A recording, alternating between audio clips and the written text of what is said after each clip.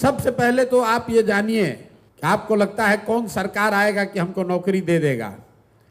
तो सरकारी जो व्यवस्था है बिहार में, चपरासी से लेकर मुख्य सचिव तक, संविदा कर्मी इंक्लूडेड, सबकी संख्या जोड़िएगा तो बिहार में कुल जनसंख्या का 1.97% से कम लोग ही सरकारी नौकरी करते हैं। तो नौकरी रोजगार मिलेगा कैसे? रोजगार का सबसे बड़ा तरीका है पूंजी। बिहार में पूंजी नहीं है। क्यों नहीं है? क्योंकि यहां प्रति व्यक्ति आय है 35,000 रुपया सालाना। अगर 35,000 सालाना का मतलब हुआ कि ज्यादातर आदमी दिन में 100 रुपया भी नहीं कमाता है। तो इस महंगाई के जमाना में अगर आप 100 रुपया भी नहीं कमाइएगा तो खाइएगा क्या, खिलाइएगा क्या, और पैसा पूंजी कहां से लाइएगा? तो लोगों के पास अपना पैसा है नहीं। और दूसरा, रिजर्व बैंक एक आंकड़ा जारी करता है जिसको कहते हैं CD ratio, credit deposit ratio. Bank में आपने कितना पैसा रखा और बैंक ने उसके बदले आपको कितना पैसा लोन दिया, कर्ज दिया, व्यक्तिगत तौर पर नहीं, राज्य के स्तर पर। सरकार की जो व्यवस्था है देश में, उसमें बैंकों की ये जिम्मेवारी है कि अगर 100 रुपया लोग बैंक में रखें तो कम से कम 70 रुपया लोन लोगों को मिलना चाहिए, ताकि आप घर बना सकें, मोटरसाइकिल चला सकें, दुकान खोल सकें, कोई रोजी रोजगार बिजनेस व्यापार कर सकें। बिहार में ये रेशियो है 40%। मतलब 100 रुपया बिहार के बैंकों में जो जमा होता है, बिहार के बैंक में सिर्फ 40 रुपया बैंक वाले आपको लोन देते हैं। 60 रुपया कहां जाता है?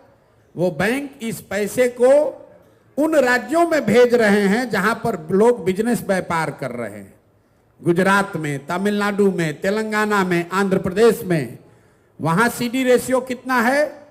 90, 95, 100।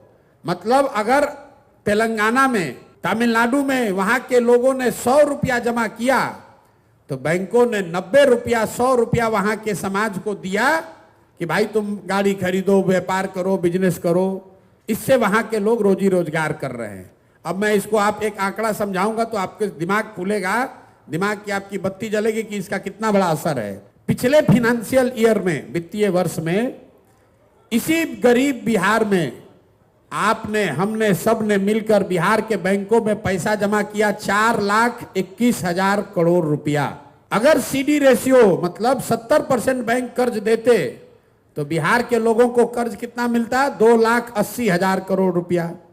लेकिन मिला कितना? 40% है तो मिला 1,61,000 करोड़। बाकी पैसा कहां गया? बाकी पैसा चला गया यहां से दूसरे राज्य में। लालू जी मुख्यमंत्री बने थे 1990 में।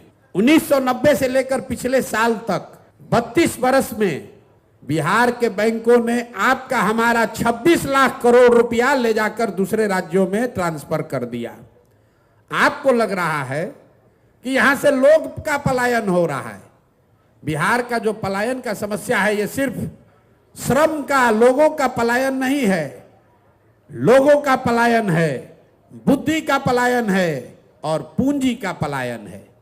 जो नौजवान है, जिसके पास पैसा, साधन, पढ़ाई नहीं है, वो मजदूरी करने के लिए बाहर जा रहा है। जो नौजवान पढ़ लिख गया, वो पढ़ाई करके बाहर नौकरी करने के लिए पलायन कर रहा है। और जो पैसा हम लोग के पास है वो भी दूसरे जगह जा रहा है। तो अगर रोजगार यहां चाहिए तो सबसे पहले यहां लोगों को पूंजी उपलब्ध होना चाहिए। आपकी क्षमता के अनुसार 50,000, 1 लाख, 2 लाख, 3 लाख, 5 लाख रुपया लोन मिलने लगे सहज तरीके से तो बिहार के घर घर में रोजगार होने लगेगा। नहीं तो सरकारी नौकरी के चक्कर में हम लोग दौड़ते दौड़ते मर जाएंगे।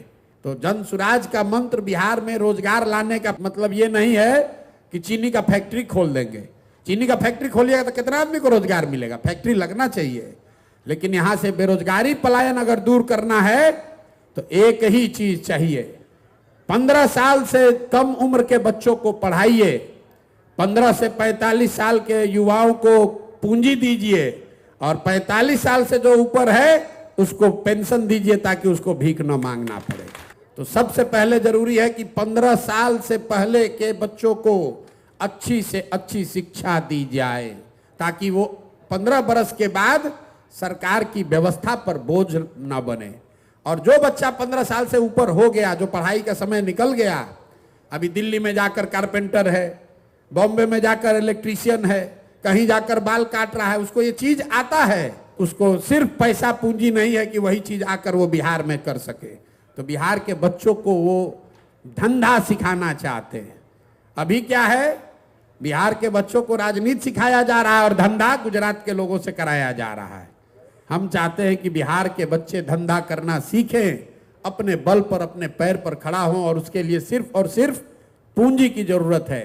तो जन सुराज की सोच एक लाइन में यह है कि 15 साल से कम उम्र के बच्चों के लिए विश्व स्तरीय शिक्षा की व्यवस्था हो, 15 से 45 साल के बीच के लोगों के लिए पूंजी की व्यवस्था हो, और 45 साल से ज्यादा उम्र के बुजुर्गों के लिए कम से कम 2000 रुपया महीना के पेंशन की व्यवस्था हो।